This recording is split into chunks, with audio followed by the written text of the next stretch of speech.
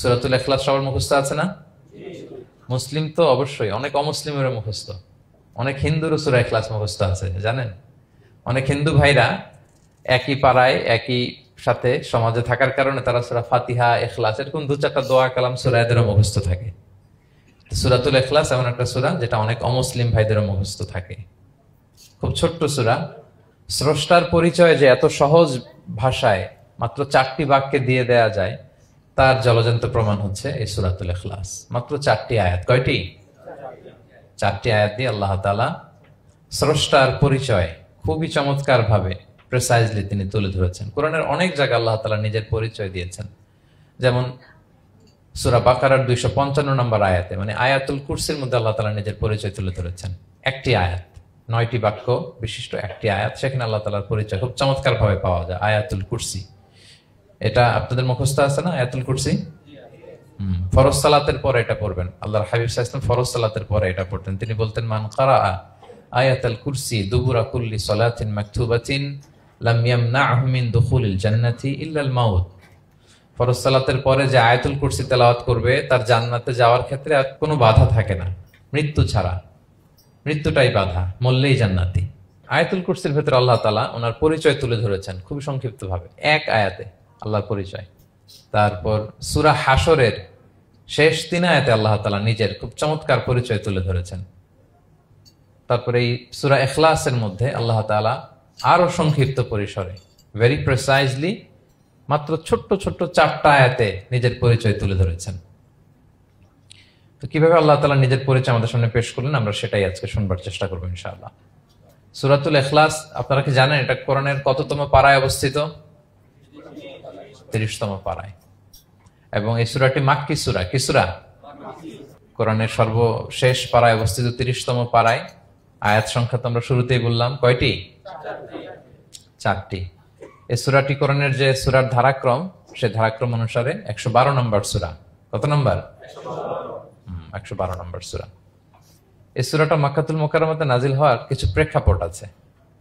প্রেক্ষাপটগুলো হচ্ছে, আরবরা বংশকে খুব গুরুত্ব দেয়, বংশ প্রিজার্ভ করা, লিনিয়েজকে প্রিজার্ভ করা।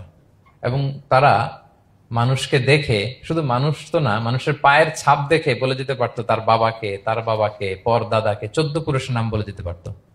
শুধু মানুষই না, তারা উটের পায়ের ছাপ দেখে, উটের পায়ের, মরুভূমির বালুতে উটের পায়ের ছাপ দেখে ওই উট কোন বংশের, ওই বংশের ওর নাম কি, ওর বাবার নাম কি, ওর দাদার নাম কি, 14 পুরুষ এরকম ছিল।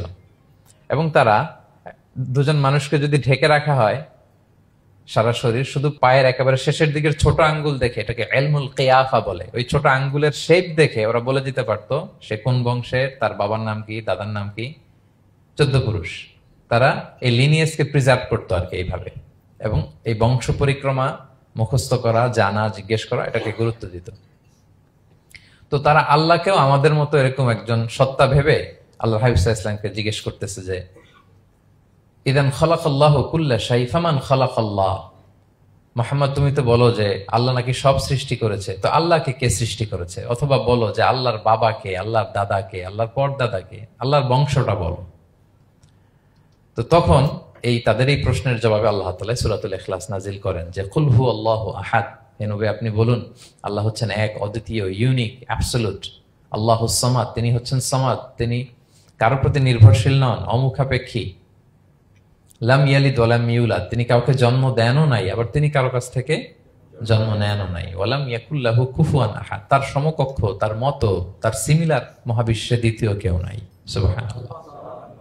এটা হচ্ছে শানে নুজুল, কোন প্রেক্ষাপটে নাজিল হয়েছে, এটা হচ্ছে একটা বর্ণনা। আরেক বর্ণনা এসছে, মক্কার মুশরিকরা জিজ্ঞেস করতে আরম্ভ করলো, ইয়া মুহাম্মদ, আমরা জানি মানুষ মাটির তৈরি, ফেরেশতারা নূরের তৈরি, মানে আলোর তৈরি, এরপর জিনেরা আগুনের তৈরি, আল্লাহ কিসের তৈরি?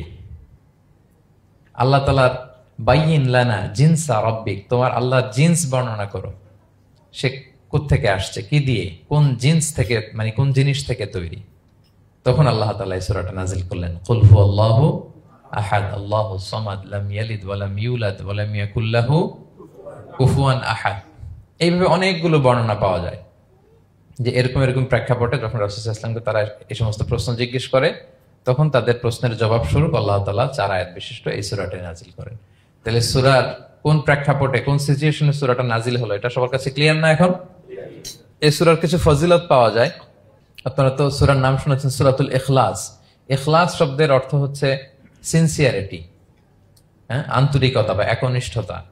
যেহেতু এই সূরায় একনিষ্ঠতার সাথে আল্লাহর তাওহীদের ঘোষণা দেওয়া হয়, এজন্য এই সূরার নাম হচ্ছে সূরাতুল ইখলাস।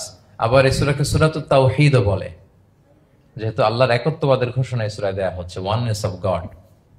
আবার এই সূরার একটা নাম হচ্ছে সূরাতুল মারিফা, যেহেতু এই সূরা মারিফা মানে জানা বা চেনা। যেহেতু এই সূরা পড়ার মধ্য দিয়ে আল্লাহর পরিচয় জানা যায়, আল্লাহকে চেনা যায়, এজন্য সূরার নাম সূরাতুল মারিফা। আচ্ছা, এই সূরার অনেক ফজিলত আছে, অনেক ফজিলত। আমরা কয়েকটা ফজিলত আপনাদের সামনে শেয়ার করবো ইনশাআল্লাহ। এই সূরার 1 নম্বর ফজিলত হচ্ছে রাসূল সাল্লাল্লাহু আলাইহি ওয়াসাল্লাম বিভিন্ন সুন্নত নামাজের দ্বিতীয় রাকাতে এই সূরাটা পড়তেন। যেমন ফজরের 2 রাকাত সুন্নত আছে না, ফজরের 2 রাকাত সুন্নতের দ্বিতীয় রাকাতে রাসূল সাল্লাল্লাহু আলাইহি ওয়াসাল্লাম এটা পড়তেন। প্রথম রাকাতে সূরা কাফিরুন, দ্বিতীয় রাকাতে সূরা ইখলাস এটা পড়তেন। মাগরিবের নামাজের যে সুন্নাত, সেই সুন্নাতেরও দ্বিতীয় রাকাতে আল্লাহর হাবিব সাল্লাল্লাহু আলাইহি ওয়াসাল্লাম এই সূরাটা পড়তেন। তাওয়াফ করার পরে 2 রাকাত নামাজ পড়তে হয়, জানেন? ওই 2 রাকাত নামাজে রাসূল সাল্লাল্লাহু আলাইহি ওয়াসাল্লাম প্রথম রাকাতে সূরাতুল কাফিরুন, দ্বিতীয় রাকাতে সূরাতুল ইখলাস পড়তেন। বিতিরের সালাতের শেষ রাকাতে আল্লাহর হাবিব সাল্লাল্লাহু আলাইহি ওয়াসাল্লাম সূরাতুল ইখলাস পড়তেন। এই মর্মে অনেকগুলো হাসান হাদিস আছে। তাহলে কখন কখন সূরাতুল ইখলাস পড়তেন রাসূল সাল্লাল্লাহু আলাইহি ওয়াসাল্লাম, কোন নামাজে? ক্লিয়ার না? ফজরের 2 রাকাত সুন্নত নামাজের শেষের রাকাতে, মাগরিবের 2 রাকাত সুন্নত নামাজের শেষের রাকাতে, তাওয়াফের পরে যে 2 রাকাত পড়তে হয় শেষের রাকাতে, বিতিরের সালাতের শেষ রাকাতে। এই সূরাটাকে আল্লাহর হাবিব সাল্লাল্লাহু আলাইহি ওয়াসাল্লাম সুলুসুল কোরআন বলেছেন, 1/3 অফ দ্য কিতাব। কোরআনের 3 ভাগের 1 ভাগ। সূরাতুল ইখলাস তা'দিলু সুলুসাল কোরআন। সূরা ইখলাস হচ্ছে কোরআনের 3 ভাগের 1 ভাগ। তার মানে আপনি যদি একবার সূরা ইখলাস পড়েন, কয় পারা তেলাওয়াতের সওয়াব? 2 বার পড়লে, 3 বার পড়লে, 3 বার পড়লে 1 খতম কোরআনের সওয়াব। আলহামদুলিল্লাহ। কেউ কেউ বলেন যেহেতু আল্লাহর একত্ববাদের কথাবার্তা কোরআনে 1/3 মানে 1/3 জুড়ে আছে, সেহেতু সূরাতুল ইখলাস সুলুসুল কোরআন মানে হচ্ছে যে কোরআনের 3 ভাগের 1 ভাগে আল্লাহ যা নিয়ে কথা বলেছে সূরাতুল ইখলাসের ভিতরেই সেটা সংক্ষেপে চলে আসছে। এজন্য এটাকে বলা হয় 1/3 অফ দ্য বুক, কোরআনের 3 ভাগের 1 ভাগ। এটার আরেকটা, এই হাদিসটা মুতাওয়াতির হাদিস। সূরাতুল ইখলাস তা'দিলু সুলুসাল কোরআন, এটা এমন সংখ্যক, বেশি সংখ্যক সাহাবী প্রতিটি জেনারেশনে বর্ণনা করেছে, সাহাবী, তাবি। এই হাদিসের ব্যাপারে কোনো ডাউট তৈরি হয় না, কোনো সাসপিশন তৈরি হয় না। খুবই ভ্যালিড এই হাদিসটা, যেটা কোরআনের 3 ভাগের 1 ভাগ। আচ্ছা, আল্লাহর হাবিব সাল্লাল্লাহু আলাইহি ওয়াসাল্লাম আরেকটা হাদিসে এসেছে, এক সাহাবীকে কোবা পল্লীতে ইমাম করে পাঠিয়েছেন। মদিনা মসজিদে নববীর পাশে একটা মসজিদ আছে, মসজিদে কোবা, সেই মসজিদের ইমাম করে এক সাহাবীকে পাঠিয়েছেন। ওই সাহাবীর একটা অভ্যেস ছিল, উনি প্রত্যেক রাকাতে সূরা ফাতিহার পরই আগে সূরা ইখলাস পড়তেন। ধরেন প্রথম রাকাতে সূরা ফাতিহার পরে ইখলাস, এরপর একটা সূরা পড়তেন। দ্বিতীয় রাকাতে সূরা ফাতিহার পরে আবার সূরা ইখলাস, এরপর একটা সূরা পড়তেন। ধরেন যে জুমার নামাজ 2 রাকাত, উনি ফাতিহার পরে প্রথমে কোন সূরাটা পড়ে নিতেন, এরপরে অন্য যে কোনো একটা সূরা। দ্বিতীয় রাকাতে সূরা ফাতিহার পরে কোন সূরাটা প্রথমে পড়ে নিতেন? ইখলাসের। এটাই ওনার স্বভাব। প্রত্যেক নামাজে যদি কোনো ইমাম সাহেব শুধু সূরা ইখলাস পড়ে, একটু খারাপ লাগবে না আমাদের? ওনার মুসল্লিদেরও তাই লেগেছে। ওনারা জিজ্ঞেস করলেন, তুমি এটা কেন করো? এরকম না করে স্বাভাবিকভাবে পড়ো। তো উনি বললেন, না, আমি এইভাবেই পড়বো, আমি যেভাবে পড়তেছি এইভাবেই পড়বো, পড়লে পড়ো, না হলে তোমাদের হিসাব তোমাদের। তো তারা যে রাসূল সাল্লাল্লাহু আলাইহি ওয়াসাল্লামের কাছে বিচার দিল যে, রাসূলুল্লাহ দেখেন, একজন ইমাম আপনি আমাদের জন্য নির্ধারণ করেছেন, উনি প্রত্যেক রাকাতে সূরা ইখলাস পড়ে, ইন এভরি সিঙ্গেল রাকা সূরা ইখলাস পড়ে। তো রাসূল সাল্লাল্লাহু আলাইহি ওয়াসাল্লাম তাকে ডাকলেন, ডেকে বললেন, ঘটনা কি? তুমি নাকি এরকম করো, প্রত্যেক রাকাতে ফাতিহার পরে আগে ইখলাস দিয়ে শুরু করো, কেন করো? সে বলতেছে, ইয়া রাসূলুল্লাহ, হ্যাঁ, আমি আসলে এমনটা করি কারণ আমি এই সূরাটাকে বড্ড ভালোবাসি। কারণ ফিহি সিফাতুর রহমান, এই সূরার ভেতরে আল্লাহর পরিচয় মেলে, আল্লাহর পরিচয় পাওয়া যায়, যেন সূরাটাকে আমি বড্ড ভালোবাসি। রাসূল সাল্লাল্লাহু আলাইহি ওয়াসাল্লাম বললেন, ঠিক আছে, তোমার অভ্যাসের পরিবর্তন করার দরকার নাই। হুব্বুকা ইয়াহা ইউদখিলুকাল জান্নাহ, এই সূরার প্রতি তোমার এই ভালোবাসাই তোমাকে জান্নাতে প্রবেশ করাবে। আরেক বর্ণনায় এসেছে, তুমি যেমনি আল্লাহর পরিচয় থাকার কারণে সূরাটাকে ভালোবাসো, আল্লাহ জানিয়েছেন যেন তোমাকে জানাই আল্লাহও তোমাকে ভালোবাসে। ফিহি সিফাতুর রহমান, এই সূরার ভেতরে রহমানের পরিচয় পাওয়া যায়, আল্লাহ সুবহানাহু ওয়া তাআলার পরিচয় পাওয়া যায়। তো এই জন্য উনি প্রত্যেক রাকাতে সূরা ইখলাস পড়তেন। আরেকটা হাসান পর্যায়ের হাদিসে পাওয়া যায়, নবম হিজরিতে আল্লাহর হাবিব সাল্লাল্লাহু আলাইহি ওয়াসাল্লাম তাবুক যুদ্ধে অংশগ্রহণ করেছিলেন। আপনারা তাবুক যুদ্ধের নাম শুনেছেন? হ্যাঁ, নিশ্চয়ই শুনেছেন, যারা ইসলামের ইতিহাস, ইসলামের বায়োগ্রাফি নিয়ে পড়াশোনা করেছেন। তাবুক হচ্ছে অনেক দূরে মদিনা থেকে, খুব কষ্টের সফর ছিল। তখন খেজুর পেকে সবার ঘরে পাকা খেজুর উঠাতে হবে, আবার প্রচন্ড গরম, আবার সফরের দূরত্ব অনেক বেশি। এই সফরে মূলত কোনো যুদ্ধ সংগঠিত হয়, তাবুক যুদ্ধে কোনো যুদ্ধ হয় নাই। কয়েক সপ্তাহ লাগছে যেতে, কয়েক সপ্তাহ ফিরতে, এতটুকুই। জাস্ট কে পাক্কা ইমানদার আর কারা মুনাফেক, হিপোক্রিট, এটাকে ক্লিয়ার করার জন্য আল্লাহ তাআলা এই যুদ্ধের আহ্বান জানিয়েছেন যে যাও, অ্যাটাক করো, তাবুকে যাও। বিশাল বাহিনী, প্রায় বিশাল একটা বাহিনী যে তাবুকে চলে গেল। রাসূল সাল্লাল্লাহু আলাইহি ওয়াসাল্লাম যখন তাবুক যুদ্ধে ছিলেন, এই অভিযানে ছিলেন, তখন মদিনায় এক সাহাবী ইন্তেকাল করেন, নাম হচ্ছে মুআবিয়া ইবনে মুআবিয়া আল মুজহানি। তো উনি ইন্তেকাল যখন করলেন, রাসূল সাল্লাল্লাহু আলাইহি ওয়াসাল্লাম তো এত দূর থেকে এটা জানতেন না। জিবরাইল আলাইহিস সালাম এসে বললেন, ইয়া রাসূলুল্লাহ, মদিনাতে আপনার সাহাবী মুআবিয়া ইন্তেকাল করেছে। মুআবিয়া ইবনে আবি সুফিয়ান একজন সাহাবী আছে, উনি নয়, মুআবিয়া ইবনে মুআবিয়া আল মুজহানি। তখন বললেন, ইয়া রাসূলুল্লাহ, আপনি এই ৩০,০০০ সাহাবী নিয়ে এখানেই মরুভূমির মধ্যেই তার গায়েবানা জানাজা পড়েন, আমরাও আছি আপনার সাথে, আমরাও শরীক হব। রাসূল সাল্লাল্লাহু আলাইহি ওয়াসাল্লাম এত দূরে তাবুক থেকেই মুআবিয়া ইবনে মুআবিয়া আল মুজহানি রাদিয়াল্লাহু তাআলা আনহুর গায়েবানা জানাজায় শরীক হলেন। এই গায়েবানা জানাজায় সাহাবাদের সাথে ফেরেশতারাও শরীক হয়েছিলেন, দুই কাতারে, পেছনে দুই কাতার, প্রতি কাতারে ৭০,০০০ ফেরেশতা। জানাজা শেষে, দোয়া শেষে আল্লাহর হাবিব সাল্লাল্লাহু আলাইহি ওয়াসাল্লাম বললেন যে, জিবরিল, ঘটনা কি? মুআবিয়ার এত স্ট্যাটাস, এত মর্যাদা, কি কারণে তুমি দুই কাতারে ৭০,০০০ হলে ১,৪০,০০০ বিশাল ফেরেশতাদের বহন নিয়ে তুমি জানাজায় জয়েন করলে, কারণ কি? কি তার মর্তবা?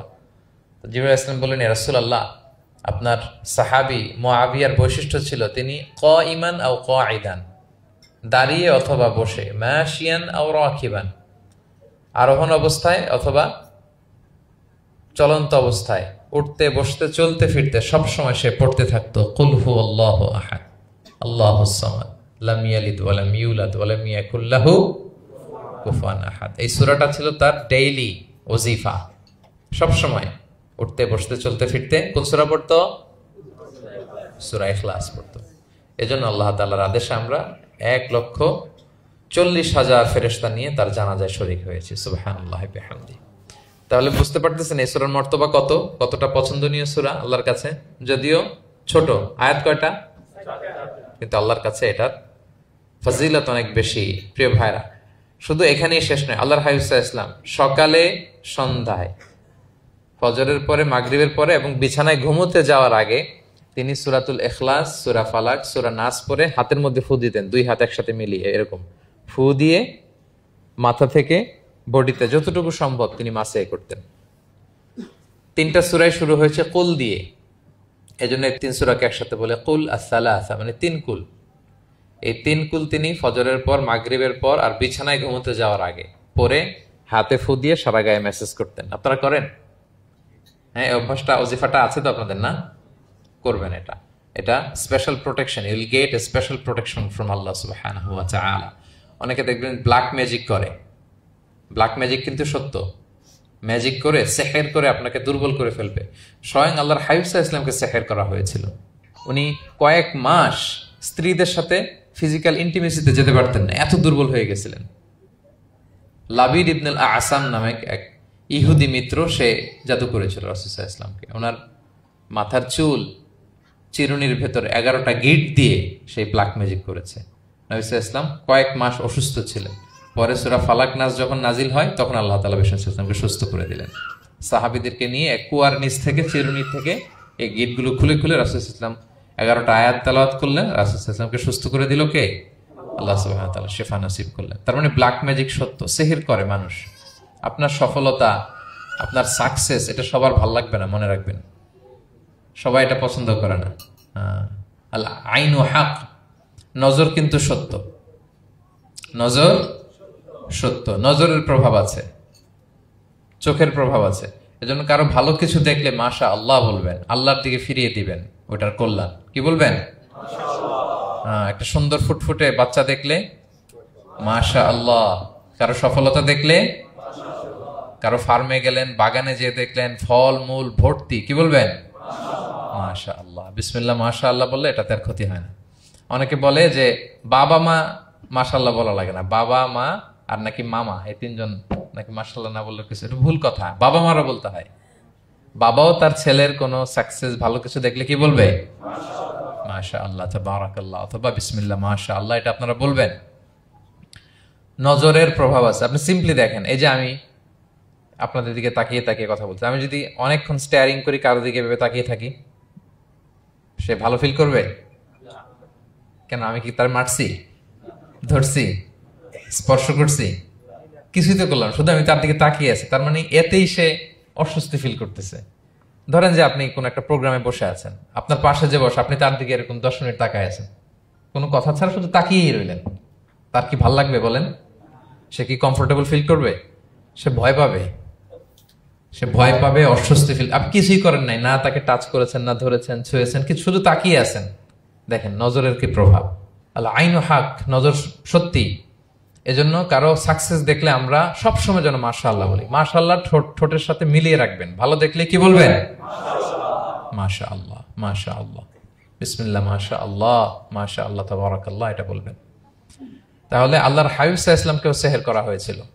এজন্য এই সেহের থেকে, ব্ল্যাক ম্যাজিক থেকে, আইন মানে জেলাসি, মানুষের নজর দিয়ে যে হিংসা করে, এই জেলাসি থেকে, মিন শাররি হাসিদিন ইযা হাসাদ, হাসাদ থেকে, মিন কুল্লি মাকরুহিন ওয়া শুরুর, এসব ক্যালামিটি, ডিজাস্টার, এগুলো থেকে পানা হিসেবে আপনি এই ওয়াজিফাটা করবেন। 3 কুল, কুল আস-সালাসা, 3 কুল। আমার সাথে সাথে বলেন, কয় কুল? 3 কুল। কি কি? সূরাতুল ইখলাস, সূরা ফালাক, সূরা নাস। এই 3টা পড়ে ফজরের পর, মাগরিবের পর আর ঘুমোতে যাওয়ার আগে হাত দুইটাকে একসাথে করে পরে লম্বা একটা ফু দিয়ে মাথা থেকে মাসাজ করবেন সারা গায়ে। পারা যাবে ইনশাআল্লাহ বিইذনিল্লাহ। এবং আম্মা জান আয়েশা রাদিয়াল্লাহু তাআলা আনহা বলতেন, আমি যখন কখনো অসুস্থ হয়ে যেতাম, অসুস্থ হলে রাসূল সাল্লাল্লাহু আলাইহি ওয়াসাল্লামকে যে যখন কমপ্লেইন করি, ইয়া রাসূলুল্লাহ আমি তো অসুস্থ, রাসূল সাল্লাল্লাহু আলাইহি ওয়াসাল্লাম আমাকে এই আমলটা করতে বলতেন। মানে আয়েশা, তুমি সূরাতুল ইখলাস, সূরা ফালাক, সূরা নাস পড়ে সারা গায়ে কি করো? ফু দাও। আলী রাদিয়াল্লাহু তাআলা আনহু বর্ণনা করেন, আল্লাহর হাবিব সাল্লাল্লাহু আলাইহি ওয়াসাল্লাম একবার নামাজ পড়তেছেন, নামাজে তিনি সিজদারত অবস্থায়, ইন দ্য মিন টাইম লাদাগাতহুল আকরাব, একটা বিচ্ছু রাসূল সাল্লাল্লাহু আলাইহি ওয়াসাল্লামের আঙ্গুলে কামড় দিল। বিচ্ছু, বিচ্ছুর কামড় খাইছেন? হ্যাঁ, কেমন লাগে? খুব আরাম লাগে? হ্যাঁ, খুব যন্ত্রণা হয়, অনেক যন্ত্রণা হয়। রাসূল সাল্লাল্লাহু আলাইহি ওয়াসাল্লামকে যখন কামড় দিল নামাজরত অবস্থায়, রাসূল সাল্লাল্লাহু আলাইহি ওয়াসাল্লাম খুব যন্ত্রণা পেলেন, ব্যথা পেলেন। বিচ্ছুটারে লানত করলেন। সাধারণত লানত করতেন না, তিনি বলতেন লানাতুল্লাহি আলাল আকরাব, এই বিচ্ছুর উপর লানাত, লা ইয়াদাউ নাবিয়ান আলা গায়রা। এই বিচ্ছু নবীও চিনে না, মানুষও চিনে না, মানে কোথায় কামড় দিতে হবে এটাও বুঝতেছে না। শুধু নবী না, সব নবীদের নবী, উনারা কামড় দিয়ে ফেলছে। তাই আল্লাহর পক্ষ থেকে পরীক্ষা ছিল, কেয়ার করা। উনি ভর্ৎসনা করলেন, লানত করে বললেন, নবীও চিনস না, মানুষও চিনস না, কামড় দিয়ে খুব কষ্ট পাচ্ছেন তিনি। তো আল্লাহ হাবিব সাল্লাল্লাহু আলাইহি ওয়াসাল্লাম বললেন, যাও গরম পানি আর লবণ নিয়ে আসো, এনে এটার মধ্যে ঢালো। তো ঢালতে আরম্ভ করলো। লবণ কিন্তু খুবই ব্যথানাশক, painkiller, natural painkiller. এটার মধ্যে সোডিয়াম ক্লোরাইড আছে, তো এটা গরম করে লবণ মিশিয়ে দিলে যে কোনো ব্যথা ট্যাথা সাথে সাথে ভালো হয়ে যায়। রাসূল ইসলাম বললেন ঢালো। ঢালতেছে, রাসূল ইসলাম পড়তেছেন কুল হুয়াল্লাহু আহাদ আল্লাহুস সামাদ লাম ইয়ালিদ ওয়া লাম ইউলাদ ওয়া লাম ইয়াকুল লাহু কুফুয়ান আহাদ বলে ফু দিচ্ছেন আর ঢালতেছে। ঢালাও শেষ, আঙ্গুলের ব্যথাও শেষ। তাহলে রাসূল সাল্লাল্লাহু আলাইহি ওয়াসাল্লামের একটা চিকিৎসা পদ্ধতি আপনারা জানলেন, তিব্বে নাবাবী, যে সাপ বিচ্ছু কিছু ধ্বংসন করলে ওখানে কুসুম ওয়ার্ম ওয়াটার, লবণ দিয়ে ওয়ার্ম ওয়াটার করে সেখানে ঢালতে হবে। আর কোন সূরা পড়তে হবে? কুল হুয়াল্লাহু আহাদ আল্লাহুস সামাদ লাম ইয়ালিদ ওয়া লাম ইউলাদ ওয়া লাম ইয়াকুল লাহু কুফুয়ান আহাদ, এটা পড়তে হবে। তাহলে এই সূরার ফজিলত কি জানতে পেরেছেন আপনারা? ক্লিয়ার তো না? আমি রিপিট করি, কি কি ফজিলত বললাম। রাসূল সাল্লাল্লাহু আলাইহি ওয়াসাল্লাম ফজরের নামাজের সুন্নাতে, মাগরিবের সুন্নাতে, তাওয়াফের পরের সুন্নাতে, ভিতরের শেষ রাকাতে সূরাতুল ইখলাস পড়তেন। রাসূল সাল্লাল্লাহু আলাইহি ওয়াসাল্লাম সূরাটাকে সুলুসুল কোরআন, 1/3 অফ দ্য কিতাব বলেছেন। কোরআনের কয় ভাগের এক ভাগ? এবং এক সাহাবীর ঘটনা তো শুনলাম সে সব নামাজে সূরা ইখলাস পড়তো, মুসল্লিরা কমপ্লেন করার পরেও সে পড়লো। রাসূল ইসলাম বললেন কেন পড়ো? বলে যে ফিহি সিফাতুর রহমান, এই সূরায় আল্লাহর পরিচয় আছে, এই সূরাটা বড্ড ভালো লাগে। তো রাসূল ইসলাম বললেন এই সূরার প্রতি তোমার ভালো লাগেই তোমাকে জান্নাতে নিয়ে যাবে। আরেক বর্ণনায় যে তুমি যেমনি আল্লাহর কারণে এই সূরাকে ভালোবাসো, আল্লাহও জানিয়েছেন তিনি তোমায় ভালোবাসেন। এরপর মুআবিয়া ইবনে মুআবিয়া আল মুজানির হাদিস শুনলাম, তিনি উঠতে বসতে চলতে ফিরতে সবসময় কোন সূরা পড়তেন? সূরাতুল ইখলাস। ফলে আকাশ থেকে 1,40,000 ফেরেশতা এসে দুই কাতারে 70,000 করে ওনার গায়েবানা জানাজায় অংশগ্রহণ করেছেন। এবার বলেন এটা কি আপনারা কি ওয়াজিফা বানাবেন? হ্যাঁ, বানাবেন ডেইলি ওয়াজিফা। মেক ইট ইউর ডেইলি ওয়াজিফা। রিসাইট সূরাতুল ইখলাস every day, specially in the morning and evening. তাহলে সূরার ইন্ট্রোডাক্টরি ডিসকাশন শেষ, নাজিলের প্রেক্ষাপট শেষ, ফজিলত শেষ। এবার আমরা সূরায় ঢুকে যাই। কি বলেন? আউযু বিল্লাহি মিনাশ শাইতানির রাজিম, বিসমিল্লাহির রহমানির রহিম। বিতাড়িত শয়তান থেকে আল্লাহর কাছে পানাহ চাই, পরম করুণাময় অসীম দয়ালু আল্লাহর নামে শুরু করছি। আল্লাহ বলছেন কুল হুয়াল্লাহু আহাদ। হে নবী আপনি বলুন, ওই যে বারবার প্রশ্ন করে বাইয়িন লানা জিনসা রাব্বিক, তোমার আল্লাহ কি দিয়ে তৈরি? আল্লাহ কি স্বর্ণের তৈরি, না রূপার তৈরি, না কাঠের তৈরি? এইভাবেই লিটারালি বলতেছে আহুয়া মিন যাহাব আও ফিদ্দা আও মিন খাশাব। মুহাম্মদ তোমার আল্লাহ কি স্বর্ণের, না রূপার, না কাঠের? আল্লাহ বলেন নবী আপনি এটা বলেন। কুল, নবী আপনি বলুন হুয়াল্লাহু আহাদ, আল্লাহ হচ্ছে এক। তোমরা যেরকম আল্লাহকে ভাবো আল্লাহ আসলে ওই রকম নয়। আল্লাহর সত্তাটা আমাদের মতো নয়, সৃষ্টিগত সত্তার মতো নয়। আমরা এটাতে প্রায় ভুল করে ফেলি। অনেকে এমন এমন প্রশ্ন করি আল্লাহর সাথে, মনে হয় যেন আল্লাহ আমার একেবারে, আমরা নিজেরা নিজেরা যেরকম ওই রকম। কিন্তু স্রষ্টা যে সৃষ্টি জগতের অনেক ঊর্ধ্বে, এটা আমরা বুঝি না। তিনি সময়ের ঊর্ধ্বে, তিনি স্থানের ঊর্ধ্বে, তিনি কালের ঊর্ধ্বে, সবকিছুর ঊর্ধ্বে। যেমন আমাদের 3টা কাল আছে, হ্যাঁ, অতীত, তারপর বর্তমান যেটাকে ধরা যায় না, প্রতি সেকেন্ডে ন্যানো সেকেন্ডে এটা অতীত হয়ে যাচ্ছে, আর যেটা সামনে ঘটবে এটা কি? ফিউচার, ভবিষ্যৎ। তা আল্লাহরও কি এরকম অতীত বর্তমান ভবিষ্যৎ আছে? সময়টা আমাদের জন্য, উনি তো সময়ের স্রষ্টা, ওনার সাথে আপনি সময় সেট করতে পারবেন না, উনি সময়ের ঊর্ধ্বে। ফলে উনি এই ইবলিস যে আদেশ ভঙ্গ করা, আদম আলাইসাল্লাম এবং হাওয়া আলাইসাল্লাম পৃথিবীতে আসা, নূহ, দাউদ, হুদ, সালেহ থেকে শুরু করে এই একের পর এক নবী, শেষ নবী, বর্তমান সময়, ভবিষ্যৎ, দাজ্জাল, কিয়ামত, সব তিনি এট এ গ্ল্যান্সে দেখেন, একবারে ওনার চোখের সামনে। আমাদের মতো অতীত বর্তমান ভবিষ্যৎ ওনার নাই। আমরা যেমনি ভাব প্রকাশের জন্য ভাষা লাগে, এই যে আমি বাংলায় কথা বলতেছি আপনারা বুঝতেছেন, হ্যাঁ, মালাইরা যারা মালাইতে কথা বলে, ইংলিশরা ইংরেজিতে কথা, চাইনিজে কথা বলে, ভাষা, উনি ভাষার স্রষ্টা, ফলে ওনার ভাষাও লাগে না। কিন্তু উনি বোঝানোর জন্য একটা ভাষা ইউজ করে আমাদের জন্য সহজ করে দিয়েছেন। একটা ভাষায় না বললে তো আমরা বুঝবো না, ফলে উনি আরবি ভাষায় কোরআনটাকে নাজিল করেছেন যাতে আমরা বুঝি। কিন্তু উনি ভাষার মুখাপেক্ষী না, ওনাকে সময়, কাল, ভাষা কোনো কিছু দিয়ে বাধা যায় না, উনি সবকিছুর ঊর্ধ্বে, সবকিছুর ঊর্ধ্বে। এবং আল্লাহ কোথায় আছেন আমরা বলি যে আরশের উপরে আছেন, সেখানে ওই এরিয়াটা হচ্ছে লা জামান লা মাকান, ওখানে সময়, তারপর কাল, এগুলো ওখানে যায় না। আল্লাহর সাথে প্রশ্নগুলো একেবারেই অবান্তর। ফলে আমরা যে প্রশ্নগুলো হুট করে না বোঝার কারণে করে ফেলি, যেহেতু আমাদের খুব সীমিত জ্ঞান, ফলে আমরা সৃষ্টির সাথে স্রষ্টাকে গুলিয়ে ফেলি। কিন্তু উনি কিন্তু আমাদের মতো নন। এজন্য আল্লাহ বলেন যে আমাকে জিজ্ঞেস করে যে আমি লোহার তৈরি, না স্বর্ণের তৈরি, না রূপার তৈরি, নাকি পাথরের তৈরি বা কাঠের তৈরি, তুমি বলো কুল হুয়াল্লাহু আহাদ। হে নবী আপনি বলুন আমি হচ্ছি এক, একক, অদ্বিতীয়। আরবিতে এক, এক বলতে আরবিতে ওয়াহেদ শব্দ ব্যবহার করে, আহাদ ব্যবহার করা হয় না। ব্যক্তির গুণ হিসেবে কখনো আহাদ ব্যবহার করা হয় না। এটা কেবলমাত্র শুধুমাত্র একমাত্র আল্লাহ তাআলার জন্য ব্যবহার করা হয়, তিনি আহাদ। আহাদ কারণ ওয়াহেদ শব্দের ওয়াহেদাতুন হয়, মানে পুরুষবাচক হয়, স্ত্রীবাচক হয়, কিন্তু আহাদের আর কিছু হয় না, আহাদ আহাদি। আল্লাহ শব্দটাই এরকম, আল্লাহ শব্দটাই এরকম। যেমন ঈশ্বরের ঈশ্বরী হয়, ভগবানের ভগবতী হয়, গডের গডেস হয়। আল্লাহর এরকম স্ত্রীবাচক কিছু আছে? কিছু নাই। আল্লাহ বলেন ইন্নানি আনাল্লাহু লা ইলাহা ইল্লা আনা ফা'বুদনি ওয়া আকিমিস সালাতা লিযিকরি। নিশ্চয় আমি আল্লাহ। মুসা আলাইহিস সালামকে প্রথম যে প্রত্যাদেশ রেভেলেশন দিয়েছিলেন মুকাদ্দাসে তুয়ার পাশে, তুর পাহাড়ের পাদদেশে, ওখানে প্রথম মুসা আলাইহিস সালাম আল্লাহর সাউন্ড তখন তিনি শুনেছিলেন, এবং আল্লাহর সাউন্ডটাও আমাদের সাউন্ডের মতো নয়। যেমন আমি এদিক থেকে কথা বললে আপনি এই পাশ থেকে শুনবেন, এদিক থেকে কথা বললে, এদিক থেকে আমাকে ডাক দিলে এদিকে, তার মানে আমি দিকের সাথে সম্পৃক্ত। আল্লাহর এটা এরকম না। মুসা আলাইহিস সালাম তিনি যখন আল্লাহর কথা শুনলেন, তিনি বললেন যে একটা সাউন্ড শুনলাম, এটা চারদিক থেকে শোনা যায়, চারদিক থেকে শোনা যায়। এবং তিনি ওনার প্রেগনেন্ট স্ত্রীকে নিয়ে মাদিয়ান ক্রস করে ইজিপ্টের বর্ডারে ঢুকবেন। ইন দ্য মিন টাইম আল্লাহ তাআলা ওই সময়টাকে চুজ করেছেন যে তাকে এখন নবী বানাবো, তাকে রেভেলেশন দিব।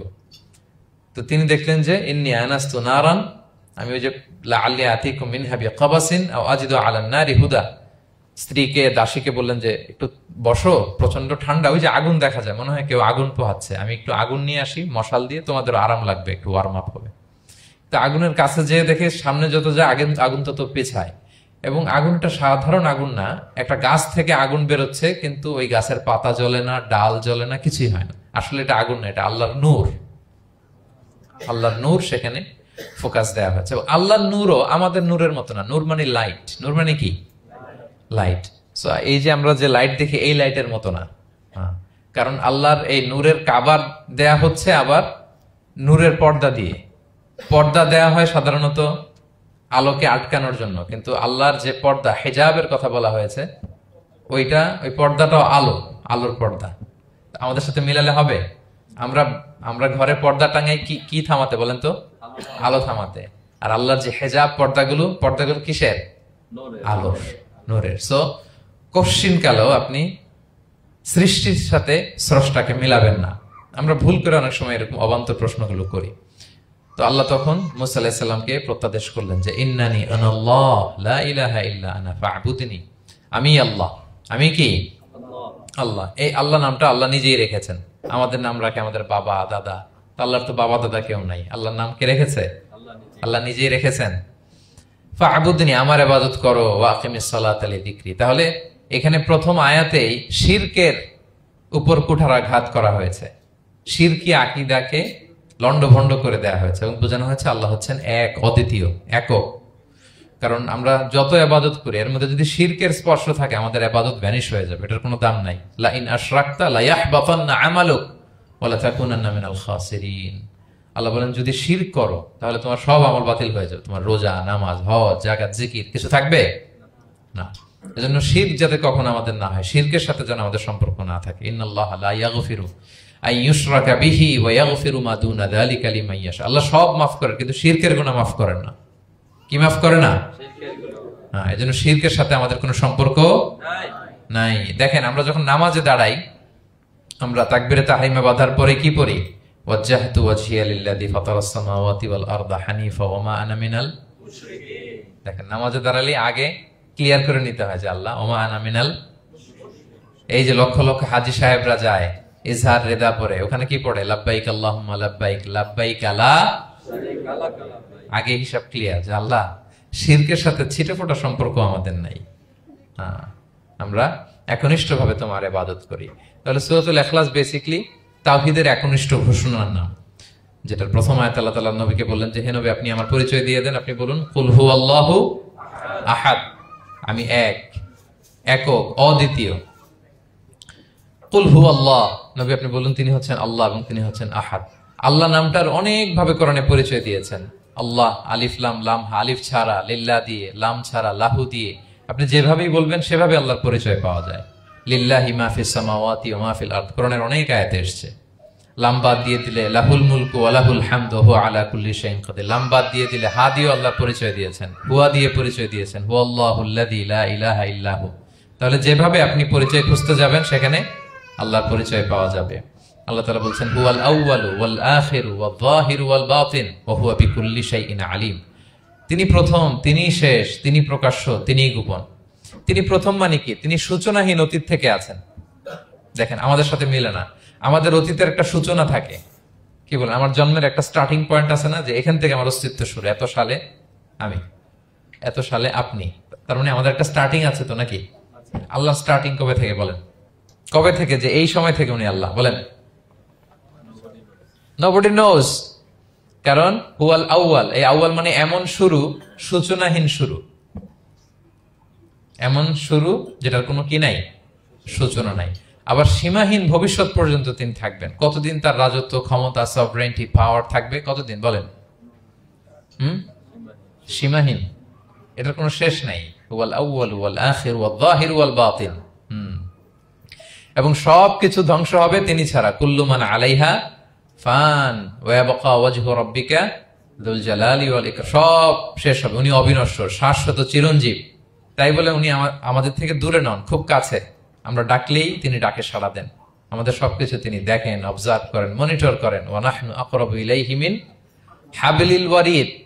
আমাদের এখানে একটা রগ থাকে, এই রগেরও কাছে, তার মানে খুব কাছে, খুব কাছে। আমরা তাকে না দেখলেও তিনি আমাদের দেখেন। লা তুদরিকুহুল আবসার ওয়া হুয়া ইউদরিকুল আবসার ওয়া হুয়াল লাতীফুল খবীর। কোন চোখ তাকে দেখে না, কোন দৃষ্টি তাকে আয়ত্ত করতে পারে না, কিন্তু সকল দৃষ্টিকে তিনি আয়ত্তে রাখেন।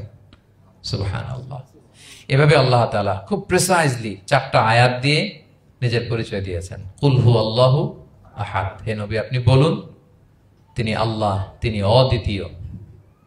বাংলারও অনেক সীমাবদ্ধতার ফলে আমাকে এক, একক এগুলো ইউজ করা লাগতেছে, কিন্তু আল্লাহর আহাদ বোঝাতে যে এক, একক, এটা যথেষ্ট না। এটা আমার লিমিটেশন, আমাদের লিমিটেশন, ভাষার লিমিটেশন। কিছু দিয়ে তো আমার অডিয়েন্সকে বা আমাদের বুঝতে হবে দ্য এসেন্স অফ গড। এজন্য আমরা বলি এক, একক, অদ্বিতীয়। অদ্বিতীয়টা খুব অনেকটাই পারফেক্ট। তাহলে তিনি হচ্ছেন আহাদ, এবং এই আহাদের লেসন দেওয়ার জন্য সব নবীরা এসে, সব নবীরা একই কথা বলেছেন। আদম আলাইহিস সালাম থেকে শুরু করে বিষ্ণু ইসা ইসলাম পর্যন্ত একই কথা বলেছেন যে ইয়া কওমি ইবুদুল্লাহা মা লাকুম মিন ইলাহিন গায়রু আফালা তাআকিলুন। হে আমার জনপদের লোকেরা, কি হলো তোমরা এত কিছুর ইবাদত করো, দাসত্ব করো, তোমরা ইবাদত করবে এক সত্তার, তিনি কে? আল্লাহ। মা লাকুম মিন ইলাহিন গায়রু, তিনি ছাড়া কোনো ইলাহ তোমাদের নেই। তাহলে এই যে ওয়াননেস অফ গড, স্রষ্টা যে একজন, এই কনসেপ্টটাকে ক্লিয়ার করবার জন্যই এত এত নবীরা পৃথিবীতে হাজির হয়েছেন। তাহলে আল্লাহর চমৎকার একটা নাম জানলাম আমরা, আহাদ। কি নাম? মজার ব্যাপার হচ্ছে এই নাম কোরআনে আর কোথাও নাই। আহাদুন শব্দ যেটা আছে এটা অন্য অর্থে, এক, এক অর্থে আর কি। কিন্তু আল্লাহর আহাদ কোরআনে শুধু এই সূরাতেই এসেছে। আল্লাহর আহাদ নামটা শুধু এই সূরাতেই এসেছে। আহাদ, আহাদ। আপনারা বেলাল রাদিয়াল্লাহু তাআলা আনহুর ঘটনা জানেন যে উমাইয়াত ইবনে খালাফ খুব পাষণ্ড মাওলা ছিল ওনার, মনিব। এমন কোন অত্যাচার নাই যে ঈমান আনার কারণে বেলাল রাদিয়াল্লাহু তাআলা আনহুর উপর করা হয় নাই। পিটানো, চাবুক মারা, টানা হেচড়া করা, উত্তপ্ত মরুভূমিতে। যারা হজ উমরা করতে গিয়েছেন তারা তো দেখেছেন মরুভূমির বালু, ওখানে কত গরম, চাল ছেড়ে দিলে মুড়ি হয়ে যাবে, খই হয়ে যাবে। ওই উত্তপ্ত গরম বালুতে বেলাল রাদিয়াল্লাহু তাআলা আনহুকে শুইয়ে পেটের উপরে পাথর রেখে দেওয়া হয়েছিল। তখন তিনি আল্লাহর একত্ববাদের ঘোষণা এই শব্দটা দিয়ে করেছেন। অস্ফুট কণ্ঠে উনি বারবার বলছিলেন আহাদ, আহাদ, আহাদুন, আহাদ। তো আল্লাহ তাআলার এই নামটা, আহাদ নামটা, এই সূরা ছাড়া কোরআনের অন্য কোথাও আসেনি। তাহলে প্রথম আয়াতটা কি? কুল হুয়াল্লাহু আহাদ। হে নবী, তারা জিজ্ঞেস করে আমার বংশ কি, বাপদাদা কই, কাঠের না মাটির না লোহার না সোনার, আপনি বলুন কুল হুয়াল্লাহু আহাদ। তিনি এক, অদ্বিতীয়। আল্লাহুস সামাদ, তিনি হচ্ছেন সামাদ। আল্লাহর আরেকটা নাম আস-সামাদ। আল্লাহুস সামাদ। সামাদ শব্দের অনেকগুলো অর্থ পাওয়া যায়। সামাদের একটা মিনিং হচ্ছে যার উপরে আর কারো কোনো স্ট্যাটাস বা মর্যাদা নাই। আরবিতে বলে মানতাহা ইলাইহি সুগদাদু ওয়া শারাফ। মর্যাদা, স্ট্যাটাস যত শীর্ষে, পিকে যেতে পারে, ওইটার নাম হচ্ছে সামাদ, এর উপরে নাই। সামাদের আরেকটা অর্থ হচ্ছে যে পরনির্ভরশীল নয়, মানে তার কারোর উপর নির্ভর করা লাগে না, সে স্বয়ং সম্পূর্ণ। আচ্ছা, পৃথিবীতে এমন কারো নাম বলেন তো যে কোনো দিন কোনো কিছুতে কোনো কাজে অন্যের মুখাপেক্ষী হওয়া লাগে নাই, সে একা একা আত্মনির্ভরশীল, স্বয়ং সম্পূর্ণ, এরকম একজনের নাম বলেন? আছে? কেউ নাই। কোনো না কোনো ভাবে আপনি পাওয়ারফুল কারো কথা বলবেন, এত আরো নির্ভরশীল। এরা রাস্তা দেখায় না দিলে চলতেও পারে না, কোন দিকে যাইতে হবে এটা বলার জন্য 10 জন থাকে।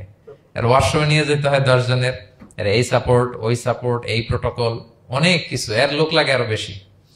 তার মানে সাহায্য ছাড়া চলতে পারে এমন কোন সত্তা পৃথিবীতে নাই। একটা সত্তা যার কারো কোনো সাহায্য লাগে না, যার কারো প্রতি কোনো নির্ভরতা নাই, কারো কাছে ঠেকা নাই, গোটা বিশ্ব তার কাছে ঠেকা। তিনি কে? তার নাম সামাদ। তার নাম কি? আল্লাহুস সামাদ। অমুখাপেক্ষী, অ্যাবসলিউটলি ইন্ডিপেন্ডেন্ট। কখনো কোনো কাজে তার কারো কাছে যেতে হয় না, কারো উপর ভরসা করতে হয় না, কারো প্রতি তার কোনো ঠেকা নাই। সব গোটা দুনিয়া তার কাছে ঠেকা, তার কাছে ফরিয়াদ করে, তার দিকে ঝুঁকে পড়ে আসতে বাধ্য, ওই সত্তার নাম হচ্ছে সামাদ।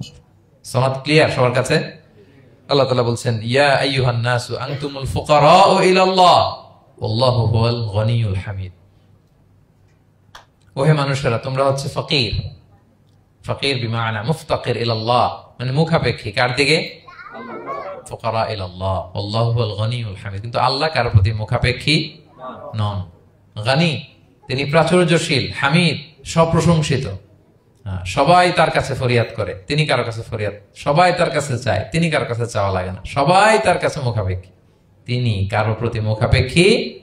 তার নাম সমাদ। তার নাম কি? তাহলে সমাদ ক্লিয়ার? হ্যাঁ। লাম ইয়ালিদ ওয়ালাম ইউলাদ। লাম ইয়ালিদ, তিনি কাউকে জন্ম দেননি। ওয়ালাম ইউলাদ, তিনি নিজেও জন্ম নেন নাই। সুবহানাল্লাহ।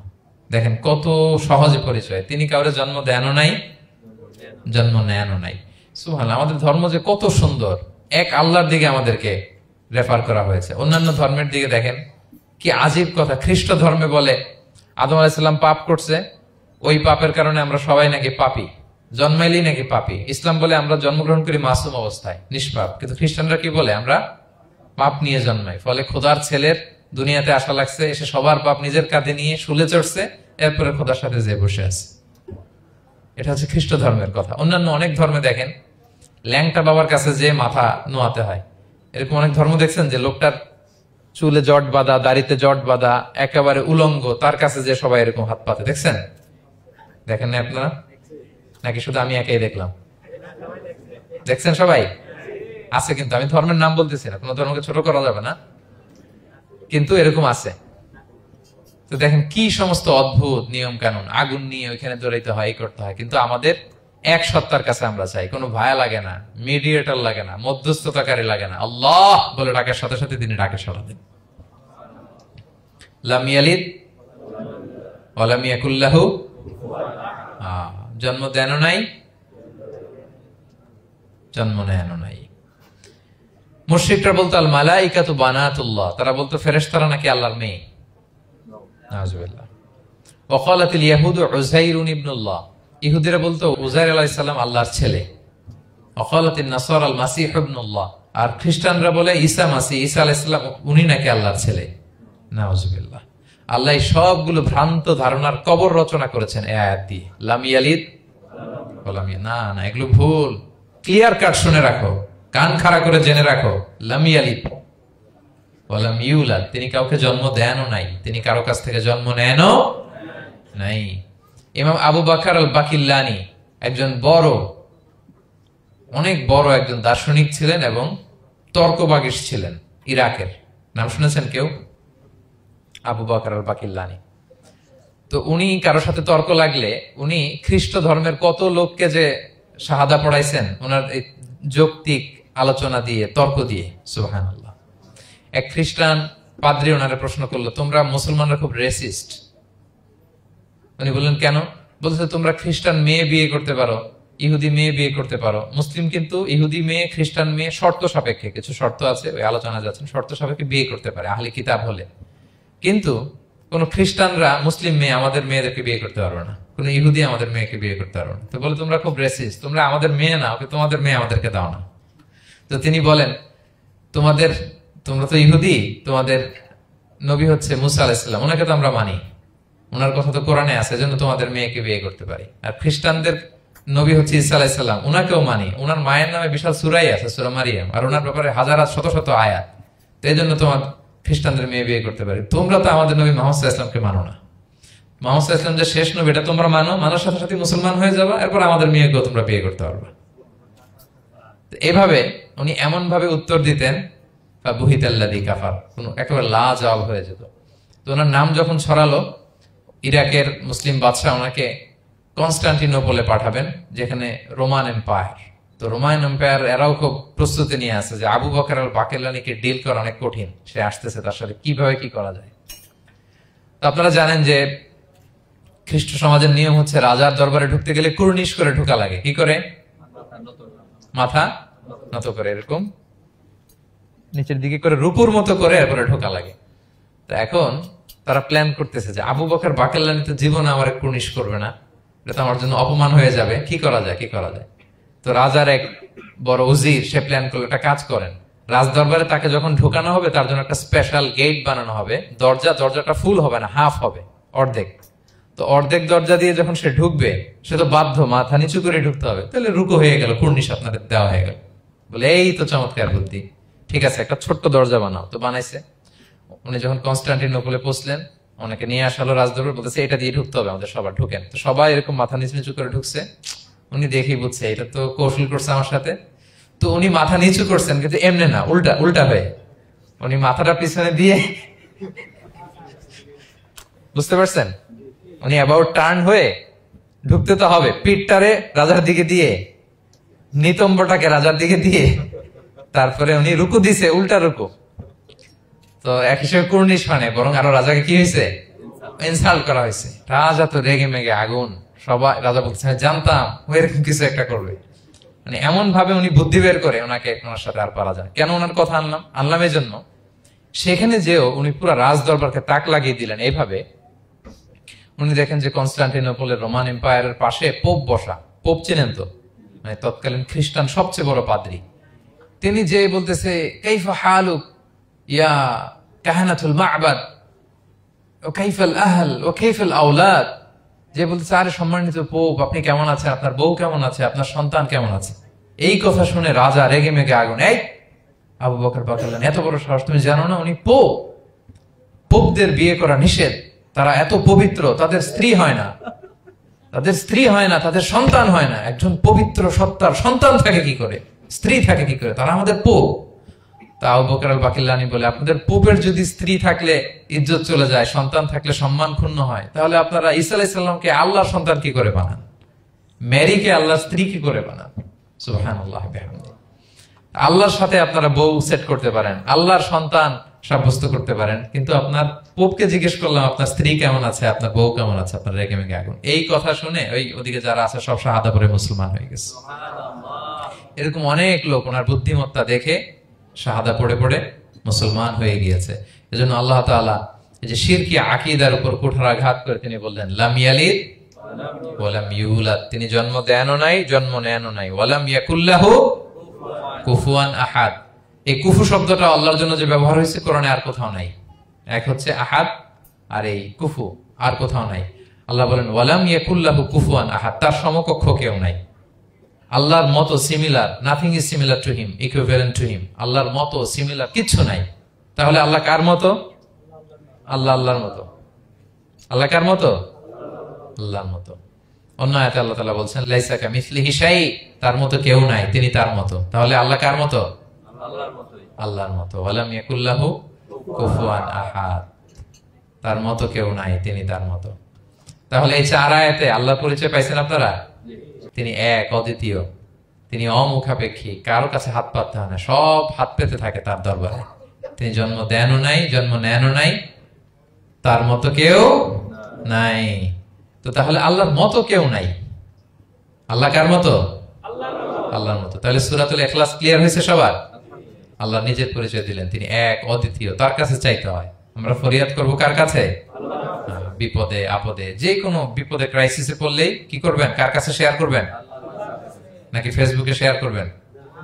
আমরা বিপদে পড়লে কোথায় শেয়ার দিয়ে দেই? প্রথমেই আমাদের শেয়ার দেওয়ার জায়গা কই? কিন্তু আসলে শেয়ার করতে হবে কার কাছে? প্রথমে আল্লাহর কাছে বলুন।